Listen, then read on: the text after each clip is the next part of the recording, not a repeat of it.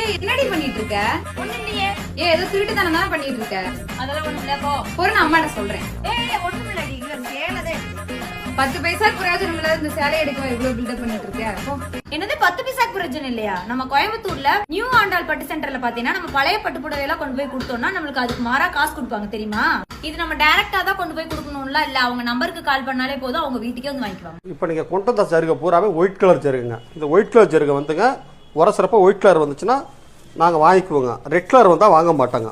இந்த white colour ஜருகை தான் வாங்குவோம், ரெட் கலர் ஜருகை வாங்க மாட்டாங்க. நீங்க கொண்டு வந்த புடவை பூரா 30,000 ரூபாய்க்கு போகுங்க.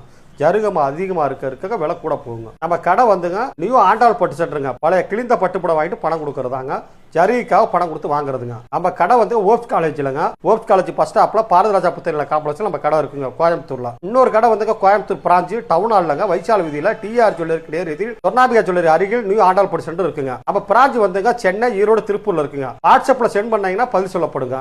போன் செய்தா வீட்டுல வந்து வாங்கப்படுங்க. சோ நீங்களும் வேஸ்டான பட்டு புடவை எல்லாம் நிறைய வச்சிருக்கீங்களா? இவங்களோட டீடைல் எல்லாமே நான் டிஸ்கிரிப்ஷன்ல கொடுக்குறேன். இவங்களோட நம்பருக்கு ஜஸ்ட் கால் பண்ணீங்கன்னா மட்டும் போதும், அவங்க வீட்லயே வந்து வாங்கிக்குவாங்க. அப்படி இல்லைன்னா நீங்க டைரக்டாவும் கொண்டு போய் கொடுத்து அந்த புடவை எல்லாமே காசா மாத்திக்கலாம். பை.